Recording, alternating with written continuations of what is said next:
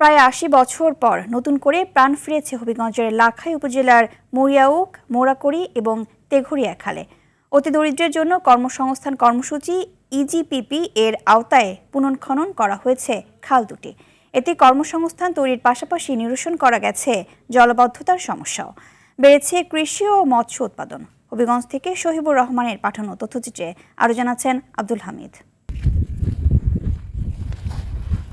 হবিগঞ্জের লাখাই উপজেলার বুল্লা ইউনিয়নের তেঘরিয়া খাল ও মুরিয়াউক মোরাকড়ি ইউনিয়নের মধ্যবর্তী খালটি প্রায় ৮ দশক ধরে ভুগছিল নাব্য সংকটে। বর্ষা এলেই খালের জলাবদ্ধতার ফলে তলিয়ে যেত বিস্তীর্ণ কৃষি জমি, ব্যাহত হতো যোগাযোগ। বিএনপি সরকার ক্ষমতা গ্রহণের পর অতি দরিদ্রদের জন্য কর্মসংস্থান কর্মসূচি ইজিপিপি এর আওতায় খাল দুটি পুনর্খননের উদ্যোগ নেয়। এরপরই বদলে যেতে শুরু করে এলাকার চিত্র।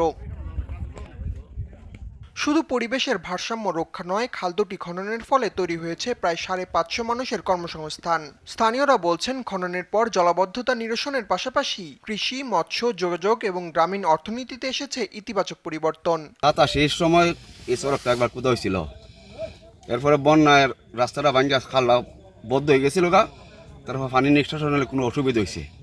এখন বর্তমান সরকার এটা কোদাইতে গা পানি নিষ্কাশনের সুবিধা হয়েছে। বাংলাদেশে যেমন কুদাইতেছে, আমাদেরও কুদাই এমন কাম করছে। এখন জমি জামার পানিও লামে, কৃষির বালো বালা, সব দিকে বালা। আমাদের সরকার যে কাজটা দিছে আমাদেরকে, আমাদের দেশের রাস্তাঘাটের উন্নতি হইতেছে। 40 দিনের কর্মসূচি কাজ দেওয়াতে আমাদের গরিব দুঃখীরা কিছু টাকা অর্জন করতে পারতেছি কাজ কইরা।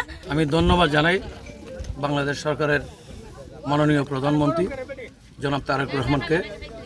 ওনার নির্বাচনী প্রতিশ্রুতি খাল খনন হিসাবে আমার লাখাই উপজেলায় মুরিয়াউক ইউনিয়নে 2টা খাল খনন আসছে। জনকল্যাণমূলক এমন উন্নয়ন কার্যক্রম অব্যাহত থাকবে বলে জানিয়েছে উপজেলা প্রশাসন। হলো আমাকে সাতক থেকে বলবদ্র নদী পর্যন্ত, আর একটা হলো সুতাং নদী থেকে তেঘরিয়া পর্যন্ত। এর মধ্যে আমার সাতক থেকে বলবদ্র নদী পর্যন্ত খালটা 100%। কাজের মান খুবই ভালো এবং মিনিশি থেকেও ইতিমধ্যে পরিদর্শন করে গেছে, কোনো অভিযোগও পাওয়া যায় নাই। সংশ্লিষ্টরা বলছেন, শুধু খাল খনন করলেই হবে না, নিয়মিত রক্ষণাবেক্ষণও করতে হবে, নয়তো এর দীর্ঘমেয়াদী সুফল থেকে বঞ্চিত হবে সাধারণ মানুষ। আব্দুল হামিদ, RTV।